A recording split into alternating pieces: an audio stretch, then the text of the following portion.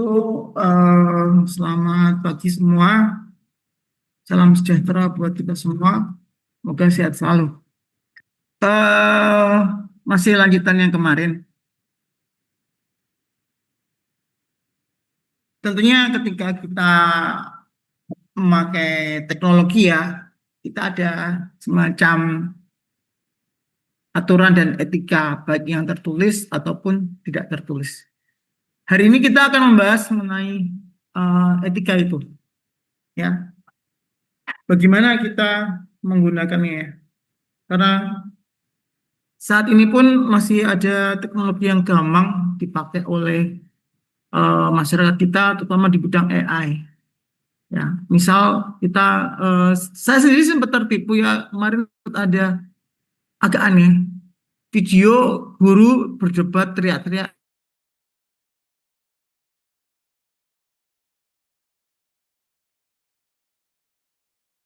ternyata itu AI. Lalu landasan hukumnya bagaimana? Yang harus disalahkan siapa? Yang buat kan bukan manusianya, AI-nya. Nah, itu yang mungkin di Indonesia perlu dibahas oleh DPR ya, delik aduannya bagaimana. Ya. Apakah niatnya sudah mempengaruhi kejahatan atau tidak? Kemudian ketika kita download, itu sudah berbuat jahat atau tidak? Kan kadang-kadang kita pernah bikin video pakai VO3 atau apapun itu. Ya, bagaimana pertanggungjawaban dari gambar tadi? Ketika kita download, sudah termasuk pencemaran nama baik nggak? Kan sudah tersimpan. Sedangkan delik aduan Undang-Undang ITE, barang siapa menyimpan dan mengedarkan serta menyebarluaskan. Masuk itu enggak? Ya itu perlu dibahas. Ya, Indonesia ini semakin cepat teknologi, harusnya peran pemerintah juga semakin cepat juga ya. Jadi kita membahas tentang etika-etika yang harus dimiliki dalam penggunaan teknologi di era revolusi industri 4.0 dan society 4.0. Ya, ini dulu dalam perubahan teknologi itu panjang, ya. Tahun 1800 butuh 100 tahun, 200 tahun ya, 100 tahun ya, dan seterusnya. Tetapi makin ke sini akan semakin cepat perubahannya, ya. Terlebih perubahan sekarang tidak terduga, kayak bencana kemarin di Sumatera, kita ikut bersedih. Itu bencana siklon yang biasa terjadi di subtropis. Kenapa bisa terjadi di Indonesia? Pemerintah jadi gamang, jadi nggak persiapan, nggak prepare. Ya, dengan kekuatan angin sedemikian cepatnya, air yang cepat juga, Indonesia yang nggak pernah terjadi itu. Ini pertama kali terjadi seumur hidup di Indonesia. Ya, bencana.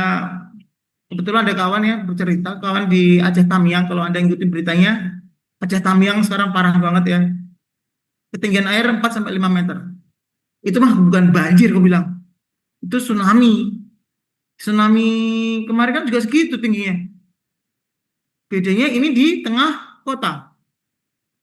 Asal-usul airnya dari mana? Air hujan mungkin enggak? Itu dari air hujan ternyata. Tapi ngumpul air hujan ini. Kok bisa gitu? Ya, kehendak Allah ya. Fakta yang terkait kompleks. Makanya perubahan iklim, perubahan macam macam apapun itu akan mempengaruhi banyak hal. Ketidakpastian. Ya, sekarang banyak hal yang tidak pasti. Bagaimana sih nanti di era Anda? Sekarang bukan era saya, bukan eranya Pak Kemi, bukan eranya Pak Jelani ataupun Pak Chandra. Anda yang masih muda nanti ke depan yang penuh tantangan. Pak Dani, Pak Chandra dan kawan-kawan sudah settle, santai. Kita sudah pendapatannya sudah fix, kemudian tantangannya sudah nggak sengeri Anda. Ketika Anda lulus kuliah, wow, persaingannya S1 rak payu menggelikan ya. IPK 3 payu. IPK harus 3,5 ke atas baru normal. Aneh ya. 3,5. Nilai AB itu nilai wajib sekarang. Nilaimu kalau nggak dapat AB, sedih itu. Nilai A biasa ya. Jangan happy. Semuanya A soalnya. Ya, kemarin yang lulus aja 4,0. A semua akuntansi ya. Keren itu. Cuman ya satu sisi menggembirakan, satu sisi kalau saya bilang perusahaan akan mikir-mikir. 4,0 IPK. Asli enggak? Real enggak? Kalau real, saya mau gaji berapa? Mau nggak ada gaji UMR? 4,0 ya. Sekalian kalau orangnya nggak pinter, maksudnya IPK biasa, tapi ternyata pinter. Oh, ternyata pinter. Tidak, tak naikin gaji. Ya. Dilema juga ya. Tentunya kan ketika Anda kuliah, ini nilai bagus ya. Karena apa? Sekarang sudah mulai efisien, kemudahan banyak hal. Adanya AI, adanya teknologi alat bantu. AI harus Anda Anda perlakukan sebagai partner, teman yang memiliki kumpulan buku yang banyak. Jadi kayak Anda bisa membayangkan Anda berbicara dengan perpustakaan. Si maha tahu, maha ngerti. Cuman ya maha halusinasi. Ya, terlalu halu ya. Saya pernah kena itu. Aduh, sebentar. Nah, di era digital ini Anda akan menemui janji dan jebakan. Ya, halu tadi ya. Transformasi digital menawarkan nilai yang luar biasa. Ya, risiko etis yang baru yang belum pernah terjadi sebelumnya. Ya, janji dan peluang yang bisa diraih adalah otomasi proses bisnis yang lebih mudah. Misalnya Anda konten kreator, Anda bingung mau bikin apa gitu ya. Tolong buatkan planning jadwal kerja untuk konten kreator tema ini dalam 1 bulan. Bikin ini gampang otomatis. Ya, inovasi. Sekarang Anda gak ngerti program aja bisa jadi ngerti program ya. Pernah pakai AI buat bikin program langsung jadi minta skripnya? Pernah? Saya punya gambar. Sini gambar web pakai tangan tuh saya iseng. Saya punya gambar sini, saya butuh skrip CSS, PHP, serta tambahan apapun itu yang untuk menghias seperti ini. Bikinin, bener. Yes, tapi ada AI yang nggak jelas ya. Saya pakainya kemarin Gemini, Gemini bener. Pakai ChatGPT kadang benar, kadang enggak ya. Tergantung trainingnya. Kemudian semua ketika kita berbelanja berbasis data, saya punya pengalaman agak aneh kemarin di TikTok. Saya berapa hari itu scroll mau beli jaket, enggak. Tiba-tiba yang memang sering saya klik, enggak jadi terus itu, harganya turun banget. Ya, murah sih. Ini kebetulan ini ya, kemarin murah. 180 jadi 100.000. Langsung beli nggak? Langsung ya. Oh, murah. Kemudian feeling saya, dia merekam jumlah klik kita terhadap halaman itu. Karena kemarin-kemarin yang tampil di layar saya itu semua. Ya tentang yang saya klik sering. Saya orangnya kalau beli agak ribet ya. Mikirnya sejuta kali. Beli nggak gitu ya. Kecuali yang kebutuhan rutin ya kayak kopi. Kopi saya langsung beli ya kopi. Kopi habis mau kemarin kopi luwak. Iseng pengen kopi luwak. Nggak lihat harga langsung beli. Karena pernah minum kopi luwak. Kopi luwak asli ya. 1 juta rasa itu. 100 gram 100.000 lumayan ya itu ditawarkan di pihak saya artinya apa Sekarang eranya era berbasis data. Anda aware nggak? Coba Anda berubah eh, ngekliknya di luar yang Anda senang. Muncul itu nanti. Ditawarkan hal-hal itu. Ya. Kemudian ternyata yang agak membagongkan kemarin agak wow, saya salah beli adalah saya beli sesuatu di workplace apa di marketplace, ternyata ngirimnya dari China. Padahal beli apa coba? Stiker. Nyesek nggak? Stiker buat handphone punya anak saya itu dikirim dari Cina, harganya 10.000 lagi. 10.000 beli Cina. Kayak non betul se Indonesia ya. Saya nggak ngeliat ya itu di Lazada kemarin sebelum ada aturan nggak boleh beli dari luar negeri ya. Nah itu janji peluang ditawarkan. Jebakannya, risikonya adalah degradasi etika dan moral. Sadar nggak? Sekarang itu ketika kita menemukan diskusi apapun, kadang-kala nggak bermoral, nggak ngerti etika, nggak ngerti itu siapa, yang dimaki siapa, asal maki deh Indonesia. Contohnya kayak pemain sepak bola Indonesia, ketika nggak dimainkan, kan terserah pelatihnya. Klubnya dimaki-maki oleh netizen Indonesia, sejadi-jadinya, sampai klubnya nutup kolom. Ya. Itu yang membuat Indonesia sekarang nyari pelatih takut ya. Takut dihujat tuh, gara-gara PT Clifford tuh diajak banget tuh, dibully-bully sampai ke negaranya terkenal. Indonesia tuh netizennya membuli pelatihnya Belanda. Ya, jadi etika moral. Penipuan mana ya? Kemarin agak ketawa ya, saya ditipu. Anda dapat hadiah dari Bank Mayapada, keren. Ya 500 juta. Oh, saya nggak punya rekening Mayapada untuk 500 juta setahun dia. Agak aneh. Oh iya. Saya ada di mana Pak ya kalau ngirimnya? Ke rumah saya yang di sini atau di sana? Padahal saya mengarang Indah. Yang lebih lucu lagi, nomor HP Bapak berapa? Loh, saya ditelepon kok nanya nomor HP saya gimana maksudnya? Ya, penipunya kurang canggih ya. Kemudian krisis privasi dan keamanan. Semakin banyak orang usia muda bisa ngehack, iseng-iseng. Ya, Anda lihat semakin banyak orang ngehack media sosial ya.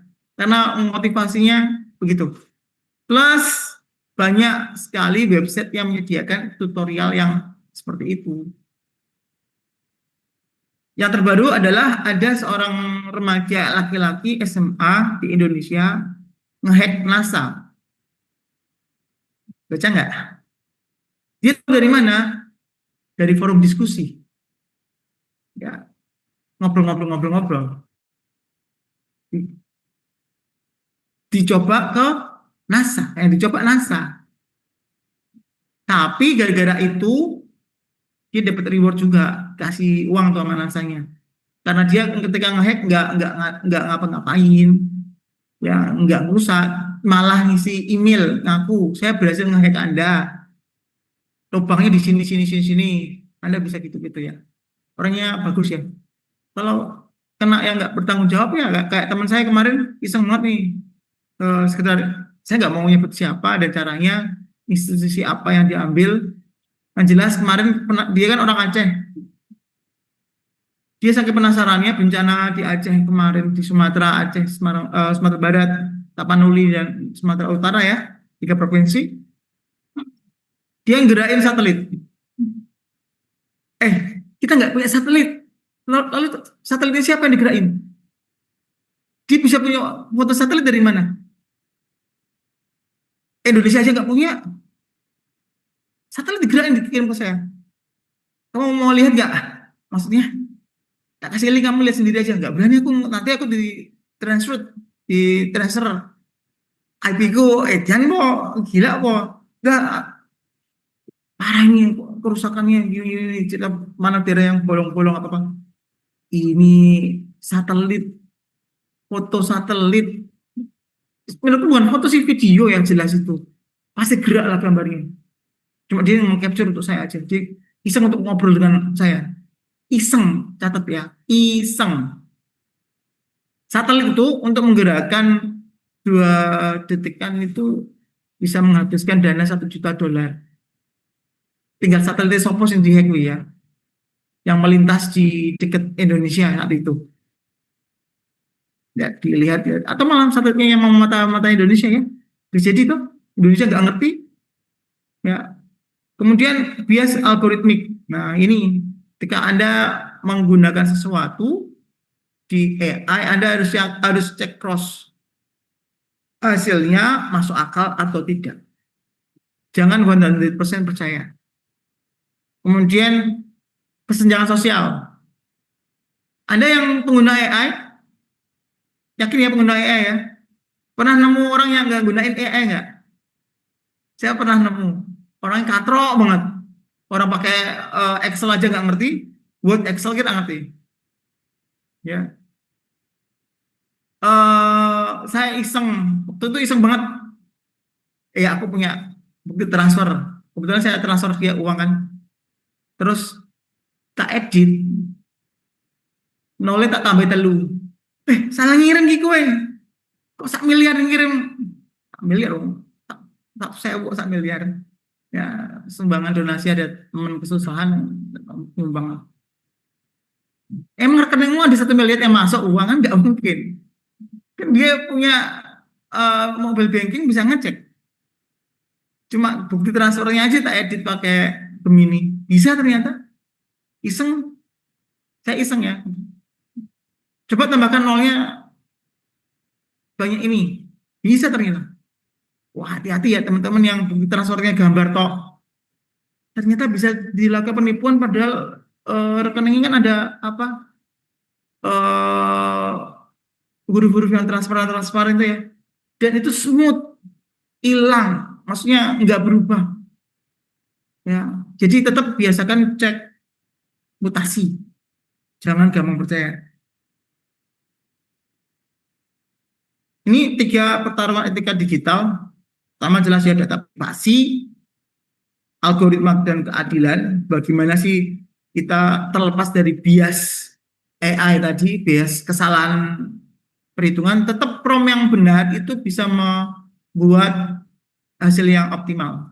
Prompt yang benar bagaimana? Pengalaman ya, harus banyak memakai biar dapat yang benar. Platform dan dampak sosial. Nah ini kebebasan berekspresi dan tanggung jawab kolektif, siapa yang bertanggung jawab? Ketika terjadi pembulian di media massa, sekarang agak kasihan juga sih siapa yang orang NU itu ya, yang ngomong boleh nambang itu kan dibully habis-habisan sekarang. Raja Juli, Menteri Kehutanan juga dibully habis-habisan. Ya, Bapak mundur aja kalau nggak mampu. Ya itu sampai lihat wajahnya kasihan juga. Lalu ketika kalimat-kalimat tidak senonoh keluar ke mereka, bisa nggak dituntut balik? Harusnya bisa. Ya, tapi mengganggu nggak kesehatan mental? Jelas, mereka mental terganggu. Feeling saya keluarganya juga dibully juga. Indonesia itu membulinya parah, saya bilang. Contohnya Farel. Farel kemarin memang pakai jaket apa sih ya? Memang dia nggak jelas sih ya. Nggak pernah ke alam itu. Pakaiannya nggak proper. Ya, dia mengklaim bukan jaket taktis, ini jaket buat nyimpen barang-barang. Kita semua nggak bisa dikibulin. Bahkan di X saya ngelihat di share juga, oh kuliah aja nggak lulus. Dia DO dari kampus ini. Sampai buka pedidikti. Kok iso niat kepikiran ke sananya? Apa hubungannya? Sama halnya dengan pembuli yang Tumblr. Ya itu sampai ya boleh ya. Yang jelas mental health-nya kena itu. Ya gara-gara Tumblr semuanya jadi kemana-mana. Kemudian dilema. Data adalah aset yang paling berharga dan berbahaya. Ya, sama halnya ketika nanti Anda skripsi, datasetnya bisa diambil enggak? Yang penting itu. Bisa punya dataset enggak? jangan terlalu menghayal. Pak, saya mau bikin penelitian tentang seberapa banyak karyawan memakai media sosial dengan kinerja. Keren ya? Bener kan? Judulnya keren banget. Karyawan main media sosial sama kinerja di perusahaan itu ada pengaruhnya nggak? Pertanyaan saya, datanya ambil dari mana? Kamu tahu karyawan main media sosial dari mana?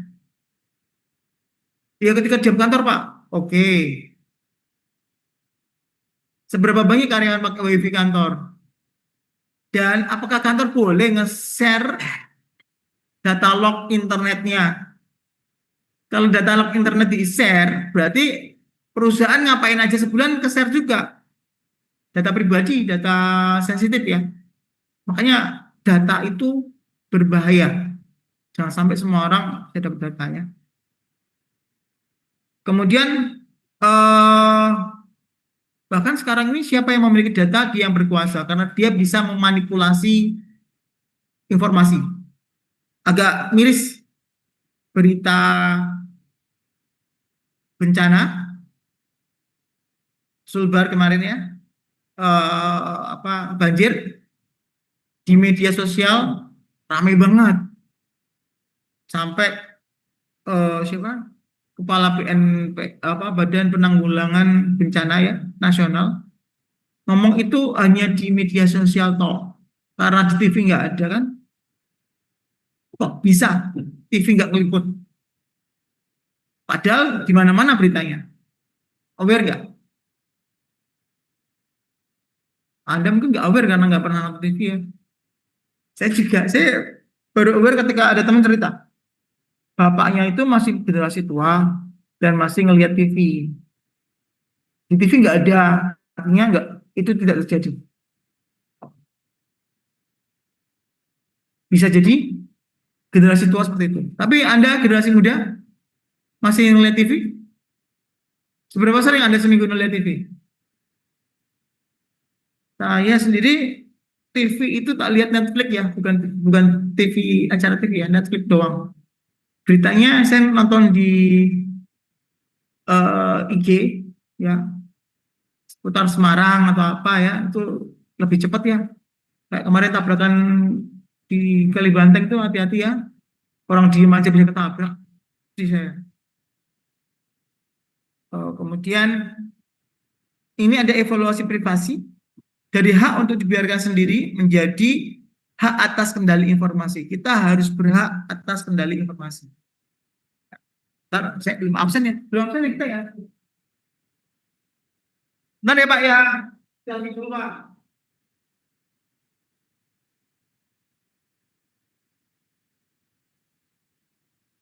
Oke.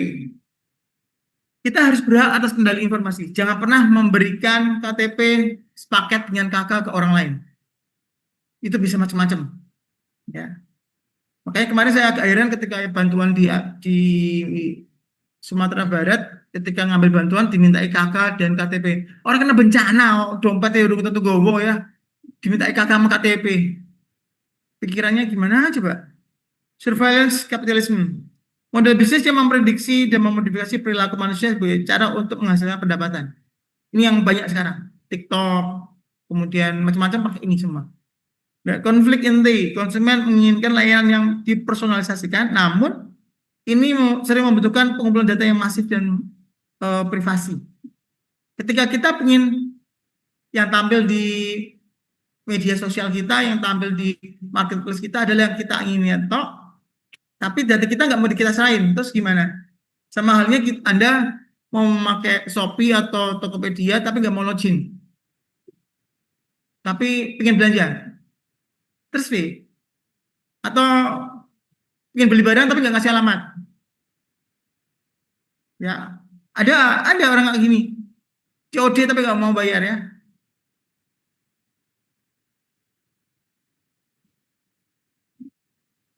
Jadi kasus krisis kepercayaan data di Indonesia ya, ini pelanggaran data ya, kita dilema, ini pernah terjadi BPJS Kesehatan tahun 2021, ya terekspos ya, ini alamat bahkan daftar penyakit Anda sakit apa.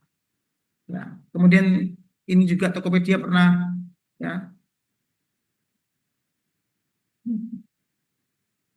Apakah ada tanggung jawab dari mereka terhadap kita yang datanya terekspos? Ada nggak? Selama ini di Indonesia ada nggak? Jadi rugi apa gitu? Bagi yang ke-share dapat voucher 100.000 misalnya. Wis seneng ya. Murah banget ya data Indonesia. 100.000 udah dikasih orang-orangnya. Ya, ini apa tanggung jawab etis dan hukum perusahaan saat mereka menjadi penjaga data paling sensitif?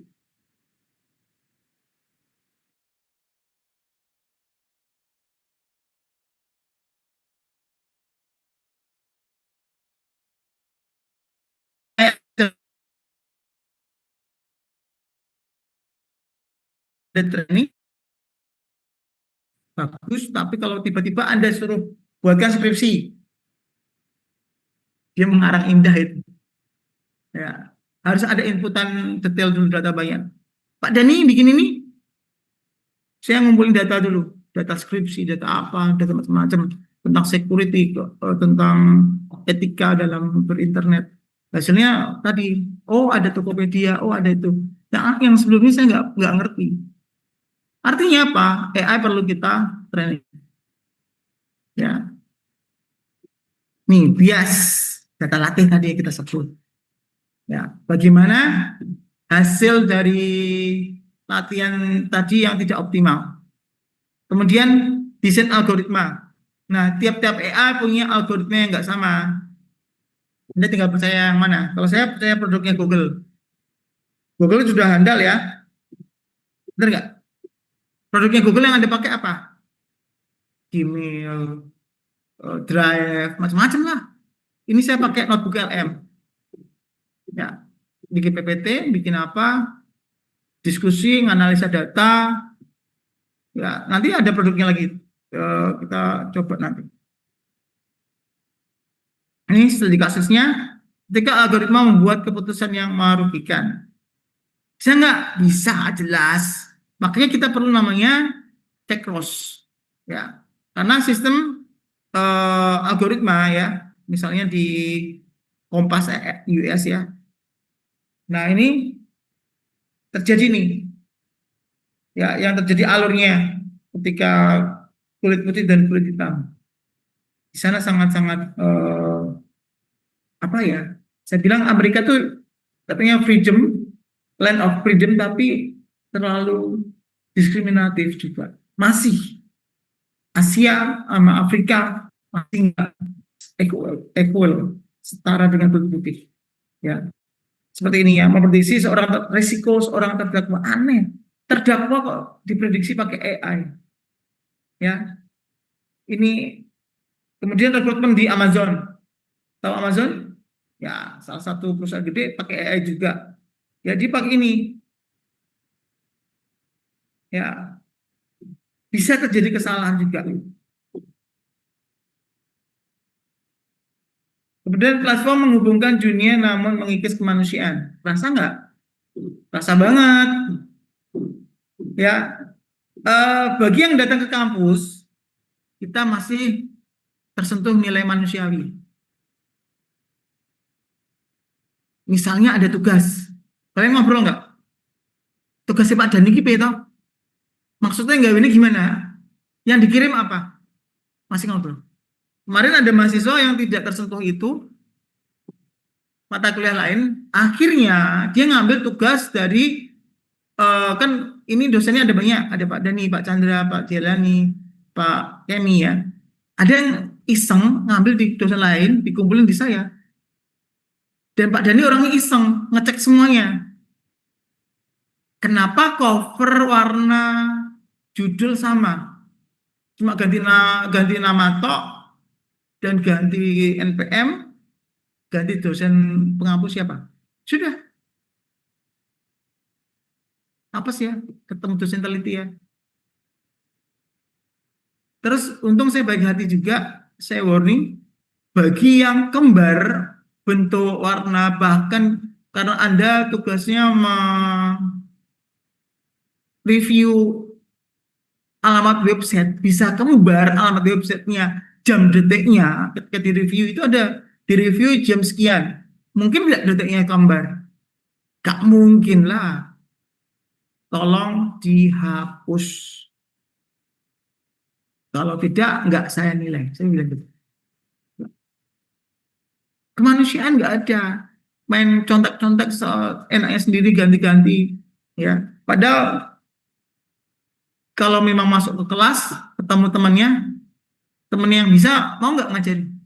Mau lah, orang nggak ngaruh juga yang satu A, yang satu A, A-nya yang satu berkurang nggak? Ya enggak.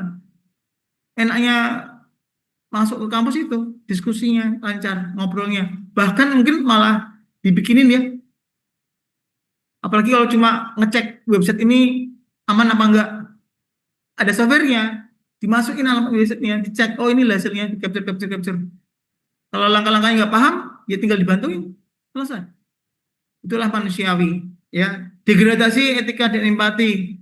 Ya, kebebasan tanpa batas, memfasilitasi penyebaran konten hoax juga nih, kebencian. Ya, cyberbullying ini, waduh, menyedihkan sekali Indonesia. Ngalahin Korea ya. Korea kan dulu memang nomor satu terhadap bullying. Bahkan sampai pemerintah Korea sendiri juga prihatin ya. Artisnya yang pernah jadi pelaku bullying langsung dikucilkan. Yang paling parah adalah bagi pelaku bullying ketika keterima di sekolah negeri dibatalkan di Korea. Sampai segitunya. Kok Indonesia malah mengarah ke sana sekarang? Ya, makanya untung masih ada norma-norma etika keindonesiaan yang masih tersisa ya. Semoga nggak habis aja di generasi Anda. Ya, memanusiakan manusia tetap penting itu. Kenapa? Ini krisis kesehatan mental.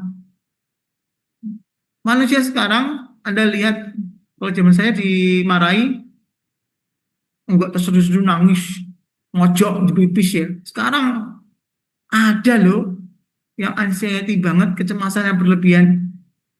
Ketika dosennya marah, Anda langsung mental health. Ada. Padahal saya nggak marah, saya cuma ingetin. Jangan berbuat curang ya. Saya tahu kok kelas ini berbuat curang. Langsung cemas. Saya di WA terus ya. Padahal lagi rapat dibombardir WA. Pak maaf Pak. Ya. Padahal saya nggak pernah menjelekkan dia, nggak nyebut nama dia. Ya. Kemudian erosi fakta. Algoritma yang memprioritaskan konten emosional, sensasional, bahkan mungkin disinformasi kayak kemarin saya kena itu, yang nggak masuk akal ketika orang tua murid bentak persis di depan gurunya, teriak-teriak di wajahnya persis, dan gurunya bentak balas juga, agak aneh gitu. Itu AI kayaknya deh, nggak mungkin segitunya. Ya, jalan ke depan adalah pemakaian teknologi yang bertanggung jawab, membangun fondasi, mengutamakan keadilan dan inklusi, mengadopsi kearifan lokal universal. Ini yang masih harus kita pertahankan. Indonesia itu masih favoritnya penduduk dunia ya. Kenapa di Indonesia kehangatan itu tidak ditemui di negara lain? Masih nyapa nggak ketemu orang, walaupun kamu nggak kenal. Monggo Pak, nyun sewu ya, ketika lewat orang banyak. Itu masih, itu nggak ditemui di negara lain. Orang Rusia tidak akan tersenyum ketika dia nggak kenal. Ketika kamu tersenyum, teman saya shock terapi di Rusia, dia kuliah di Rusia. Minggu pertama diintegrasi di kantor polisi. Karena dia ketemu orang senyum-senyum. Permisi, kan kita refleks ya, kebiasaan. Ketemu orang, nunduk, tawa. Ternyata ada lapor polisi. Kamu siapa? Kamu ngapain begitu? Ya, terus kemarin yang YouTuber Neo Japan pernah, itu juga pernah dilaporin tetangganya gara-gara ngasih makanan ke anaknya. Ya dikira penculik. Penculik gimana? Wong tetangga sebelah rumah. Nyuliknya terlalu dekat ya. Bahkan propertinya lebih bagusan yang neo Jepang ya. Di Jepang tuh punya mobil itu orang tajir melintir.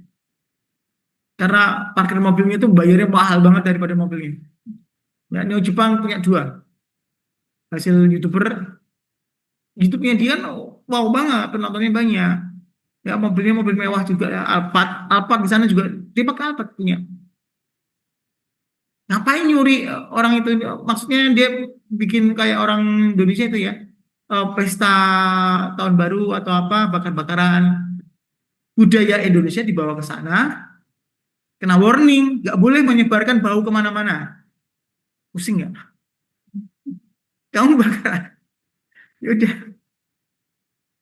Padahal masyarakat dikasih-kasih itu ya. Kemudian dari percaya kami menjadi verifikasi proses kami. Ini yang terjadi sekarang. Ya, agak ribet sih ya. Keamanan berbanding terbalik dengan kenyamanan. Ya, ini undang-undangnya di Indonesia sudah ada ya, perlindungan data pribadi sekarang. Kemudian mendesain keadilan dalam sistem. Ya, ini proses yang terjadi ketika kita menginput data, ada proses checking, in proses constraint, ya, model outputnya. Ini untuk mengakalinya kesenjangan device, ya Indonesia ngasih solusi kris ya, benar nggak? Karena kalau memakai kayak Mastercard harus punya data, bukan data pulsa, SMS yang nggak kunjung datang. Pernah nggak dulu beli pakai transfer debit atau apa? Belum pernah. Ya, saya ngalamin tuh 5 menit kemudian, 30 menit kemudian cuaca rumah mendung, nggak nyampe-nyampe SMS-nya, nggak jadi beli saya. Tokopedia, apa sih TikTok ya, yang pertama kris ya, TikTok jadi habis ya rekening saya ya. Lah belanja terus ya gatel. Kemudian oh ya ini tadi kearifan tadi ya. Kris sekarang dikembangkan di negara lain dan mendapat approve karena apa? Kris tidak mengenal perbedaan teknologi eh, Android, Apple, nggak peduli itu dia bisa. HP jadul bisa. Ya, asal punya kamera ya. Kalau HP nggak punya kamera nggak bisa. Ya, atau ya membaca transaksi apa gambar nggak bisa ya nggak bisa. Kemudian menimba kearifan universal untuk tanah modern ya. Ini salah satu nih yang bisa, terutama di Islam ya, tetap sidik amanah tablik dan fatonah. Maaf, mungkin yang agama lain yang nggak paham, sedikit saya masukkan ini yang saya sendiri pegang ya, jadi sedikit sharing aja. Kemudian kerangka aksi kepemimpinan etis di era digital ya, lakukan audit, kemudian adopsi kerangka transparan, ini yang belum di Indonesia. Kenapa bisa begitu? Nggak di-share prosesnya bagaimana? Kemudian investasi pada literasi etis, ya. Kemudian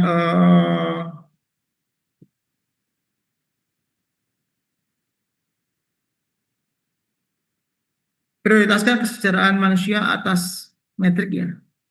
Jangan korbankan manusia demi keuntungan kamu.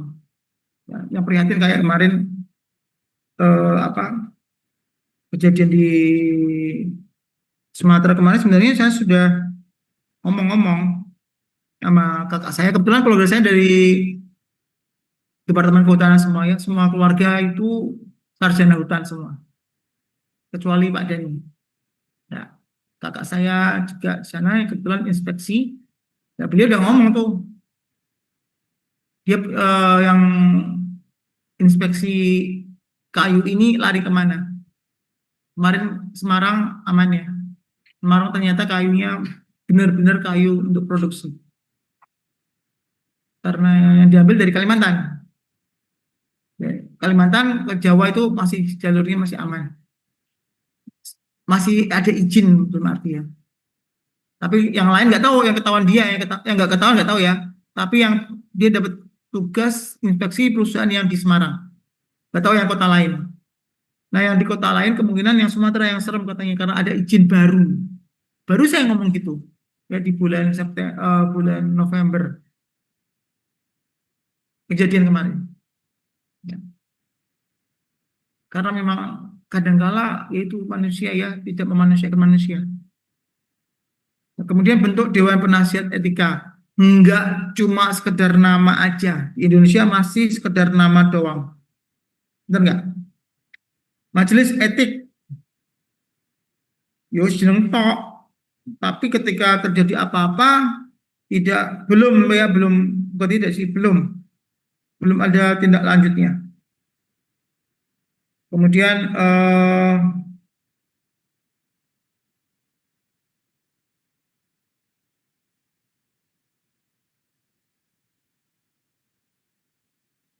sekali lagi memberi kita kekuatan etika, memberi kita arahan.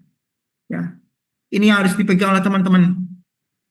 Ya, ilmu pengetahuan memberi kita pengetahuan, tetapi hanya etika yang dapat memberi kita kebijakan.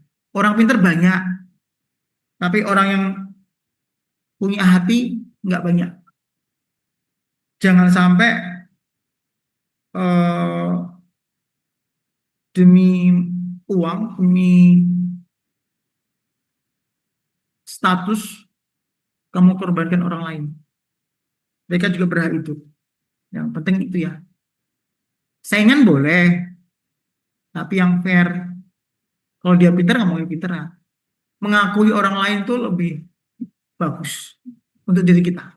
Jadi jujur, biar kita termotivasi juga. Ini ada sedikit sebentar. Stop.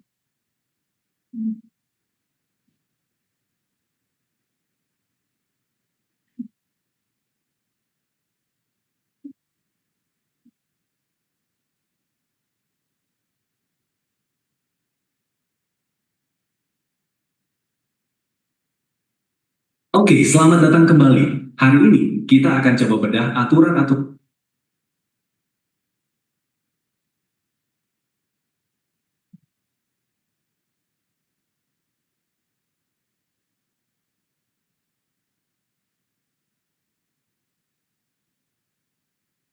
Oke, selamat datang kembali. Hari ini kita akan coba bedah aturan-aturan main yang penting banget buat kita pahami di kehidupan digital kita yang ya makin kompleks dan selalu nyambung ini. Pasti sering dengar kan ungkapan teknologi itu kayak pedang bermata dua. Nah, ini benar-benar pas banget buat menggambarkan dunia digital kita.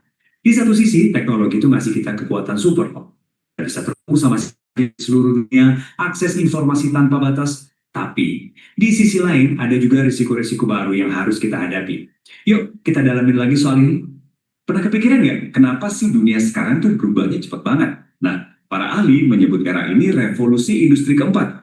Ini masa di mana dunia fisik sama dunia digital kita itu udah nyampur jadi satu. Dan akhirnya menciptakan perubahan besar-besaran di cara kita hidup, kerja, bahkan cara kita berinteraksi. Kedengarannya kayak film fiksi ilmiah ya. Tapi inilah realita kita sekarang. Jadi, apa sih sebetulnya artinya hidup di dunia digital yang serba canggih ini?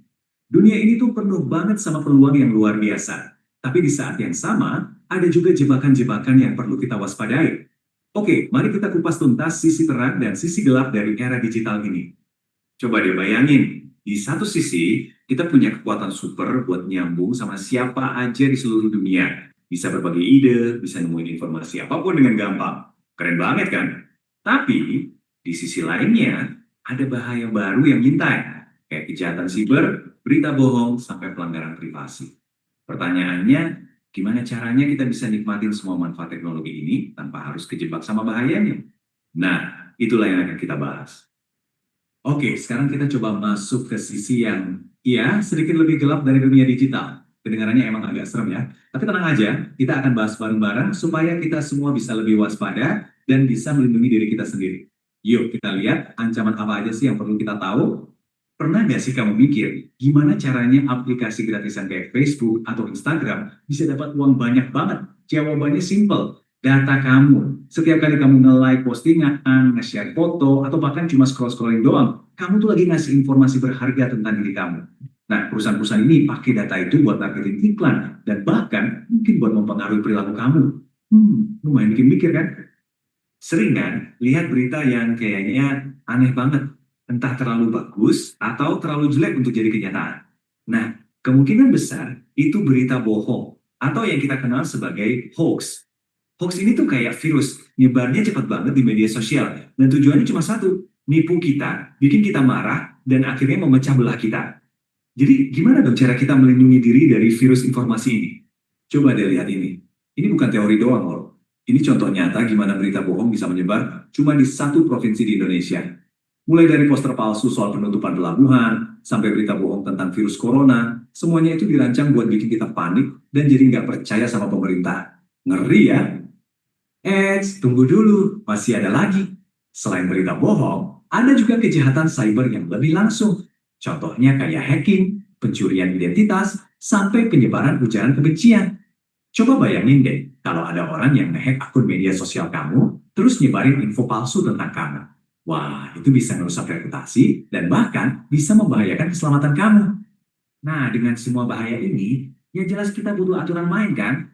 Tapi ini bukan cuma soal hukum dan hukuman loh. Ini juga tentang gimana kita semua bisa jadi warga digital yang baik dan bertanggung jawab. Oke, mari kita bahas soal hukum dan etika di dunia maya. Sering belanja online? Atau mungkin suka ninggalin komen di medsos? Nah, kamu perlu tahu, semua aktivitas online kita di Indonesia itu diatur oleh sebuah undang-undang yang namanya UU ITE. Undang-undang ini tuh kayak polisinya dunia maya, yang mastiin kita semua main sesuai aturan. Jadi, lain kali kamu online, ingat ya, ada aturan yang harus dipatuhi. Dan jangan salah, aturan ini bukan main-main. Kalau sampai kamu melanggar UU ITE, kamu bisa didenda sampai 1 miliar rupiah. Itu uang yang banyak banget kan? Ini nunjukin betapa seriusnya pemerintah nanggepin kejahatan di dunia maya. Jadi ya, pikir 2 kali deh sebelum kamu ngepost sesuatu yang bisa merugikan orang lain. Oke, sekarang kita ngobrolin sesuatu yang lebih dari sekedar hukum. Hukum itu ngasih tahu kita apa yang tidak boleh kita lakukan. Tapi etika itu ngajarin kita apa yang sebaiknya kita lakukan. Ini soal jadi orang baik, bahkan pas nggak ada yang lihat. Nah, di dunia maya, di mana kita bisa jadi anonim, etika ini jadi jauh lebih penting dari sebelumnya. Setuju nggak? Jadi, apa aja sih pilar-pilar etika di dunia digital ini? Sebenarnya semua itu intinya ada di beberapa ide besar. Yang pertama dan utama itu kepercayaan. Tanpa itu, bisnis atau komunitas online nggak akan bisa bertahan. Terus, ada transparansi. Artinya, perusahaan itu harus jujur. Data kita dipakai buat apa? Tentu ada juga akuntabilitas, di mana kita semua harus tanggung jawab sama apa yang kita bilang dan lakuin secara online. Dan yang gak kalah penting, keadilan dan integritas. Mastiin teknologi dipakai buat kebaikan semua, dan kita semua tetap jujur dan punya prinsip. Terus gimana caranya kita bisa memberantas kejahatan di dunia maya? Ini bukan kerjaan satu orang. Seperti yang bisa kamu lihat di sini, ini butuh kerja sama tim. Ada korban yang harus berani melapor, ada polisi yang menyelidiki, ada pemerintah yang bikin aturan, dan tentu aja ada pelaku yang harus dimintai pertanggungjawaban. Ini semua tuh satu ekosistem, dan kita semua punya peran masing-masing di dalamnya. Jadi, dengan semua aturan dan regulasi ini, apa dunia digital kita bakal jadi lebih aman? Mungkin, tapi aturan aja nggak cukup. Kunci sebenarnya itu ada di tangan kita. Ya, kamu dan saya. Kita semua punya kekuatan buat menciptakan dunia digital yang lebih baik. Gimana caranya? Yuk kita cari tahu. Kuncinya adalah literasi digital. Apaan sih itu literasi digital? Ini bukan cuma soal bisa pakai komputer atau HP ya. Ini tentang jadi cerdas, kritis, dan etis pas kita lagi online. Ini tentang gimana caranya bedain berita asli sama berita bohong. Ini tentang gimana cara melindungi privasi kita. Dan ini tentang gimana cara menggunakan teknologi untuk kebaikan. Siap buat jadi lebih melek digital? Oke, gimana caranya jadi warga digital yang lebih baik? Gampang kok. Ikuti aja 3 langkah sederhana ini. Pertama, sebelum kamu share sesuatu, tanya dulu ke diri sendiri. Ini beneran nggak sih? Ini bermanfaat nggak ya? Kedua, lindungi privasi kamu sama kayak kamu melindungi dompet kamu. Jangan asal bagi-bagi informasi pribadi. Dan ketiga, pakai kekuatan media sosial kamu buat kebaikan. Sebarkan konten yang positif, yang inspiratif, yang bermanfaat. Jadilah influencer untuk kebaikan. Kenapa sih semua ini penting banget? Gini deh, bayangin kamu beli barang online, tapi barangnya nggak datang-datang. Kamu pasti langsung kehilangan kepercayaan kan sama toko itu. Nah, itulah kenapa etika itu krusial banget di dunia digital. Ketika perusahaan dan kita sebagai individu bertindak etis, kita itu lagi membangun kepercayaan. Dan kepercayaan adalah fondasi dari semua hubungan, baik di dunia nyata maupun dunia maya. Pada akhirnya, dunia digital itu cerminan dari diri kita sendiri. Setiap kali kita ngeklik, nge-share, atau komen sesuatu, kita tuh lagi ikut ngebentuk dunia digital kita bareng-bareng. Jadi pertanyaannya bukan lagi apa yang bakal terjadi di masa depan, tapi masa depan kayak apa yang mau kita ciptakan. Pilihan ada di tangan kita masing-masing. Jadi, dunia seperti apa yang akan kamu bantu bangun?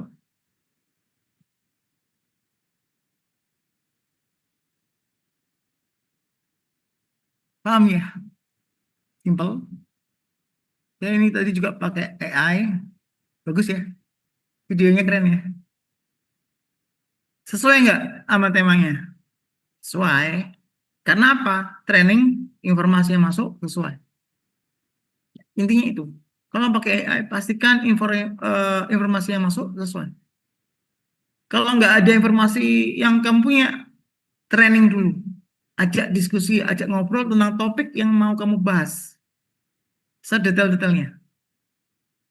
Jadi dia akan pinter. Kalau udah pinter, baru kamu nyuruh bagaimana. Cuman tetap harus bertanggung jawab ya. Jangan sampai nggak bertanggung jawab, penipuan macam-macam terjadi pada diri Anda. Oke, mungkin itu dulu untuk hari ini. Terima kasih teman-teman. Kita akan ketemu lagi minggu depan. Terima kasih Pak Kemi, Pak Chandra, dan Pak Jelani, dan Mbak Tia. Terima kasih semuanya. Saya tutup. Assalamualaikum warahmatullahi wabarakatuh. Waalaikumsalam warahmatullahi wabarakatuh. Terima kasih Pak Dani dan semua. Oke.